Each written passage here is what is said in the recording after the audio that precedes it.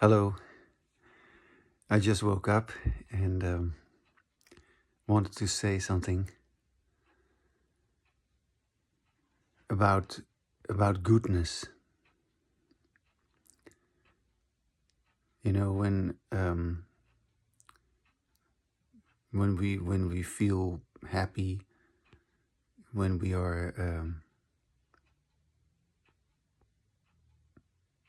not troubled, not upset, not worried or anxious.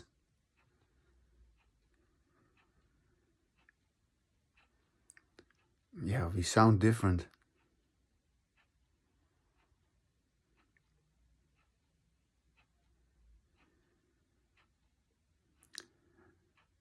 And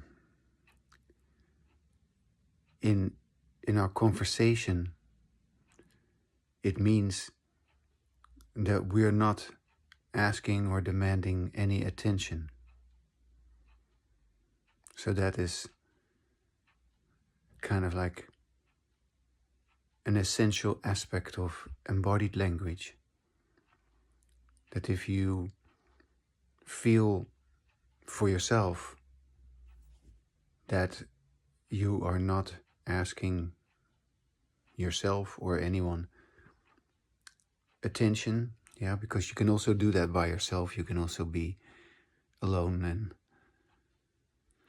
still make yourself do this, make yourself do that, and supposedly this is important, that is important. And so you need to pay attention to this. This is demanding attention. This is asking attention. But when you have embodied language, there's nothing of that. In embodied language, we are not demanding attention, not of ourselves and not of each other. And so we can talk like this.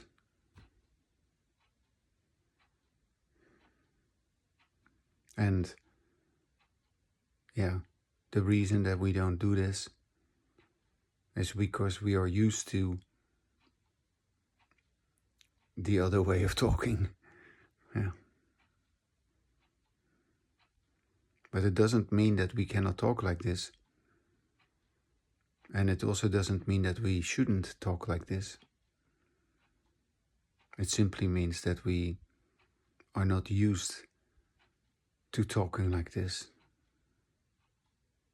And that unless we acknowledge that our usual way of talking, in which we demand each other's attention, and in which we also force ourselves to be a certain way, which we ourselves do not like, because once you begin to talk with yourself and you begin to hear yourself, you realize, like, in your disembodied language, you produce a sound, you say things that you don't like, that you don't agree with, that you don't feel good about. So, yeah, once you acknowledge that and not do that, then you produce this, what I'm producing right now. And this is not some trick or so. You either do it or you don't. And you either feel, this sense of happiness, this sense of bliss, this sense of restedness, at easeness,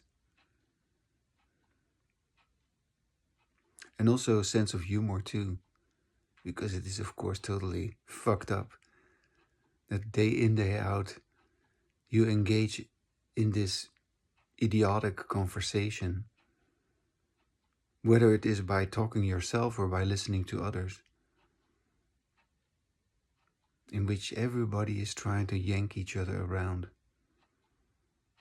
And we all pretend as if that is important, but it is not.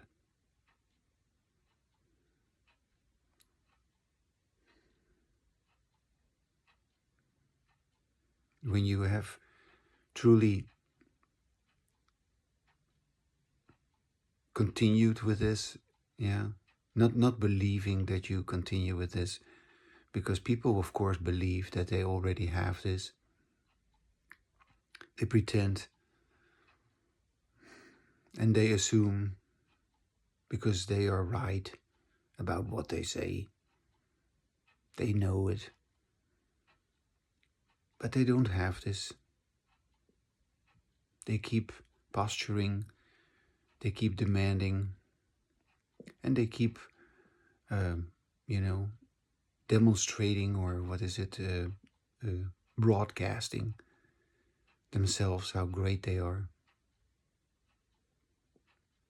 Well, have a listen to this, how great I am. By the way, Maximus means the greatest. This, so yeah, I can't help that. But I have truly found in my life something that is really fantastic, and that is embodied language. And there's nothing to prove. It's just wonderful.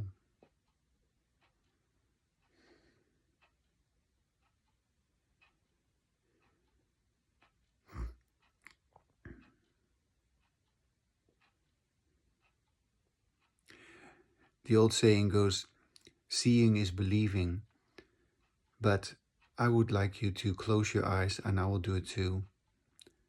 And then I will tell you something, that it's not seeing that is believing, it is listening that is believing, hearing. Yeah, hearing. And what is hearing? What is listening?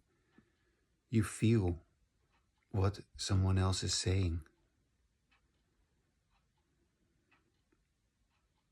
And if you don't feel it, yeah, well, I can't help but acknowledge that, of course, both your listening as well as your speaking is determined by disembodied language, in which you do not listen to yourself. So when you talk about listening, you talk about listening to others. When you talk about speaking, you talk about speaking to others. But when I, in this explanation, talk about listening, I talk about listening with yourself, listening to yourself. And when I talk about speaking, I talk about speaking with yourself so that you can listen to yourself. I listen to myself. I speak with myself. And you listen to someone who has embodied language.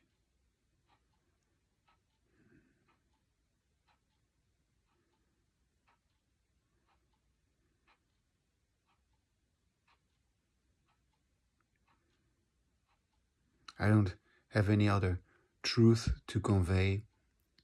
That's why I can talk about this every day. That's a nice little rhyme.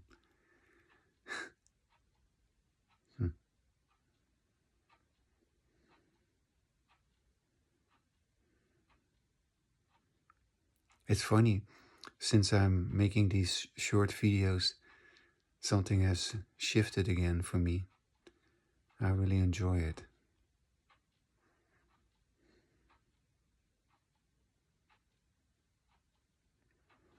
Okay, have a wonderful day.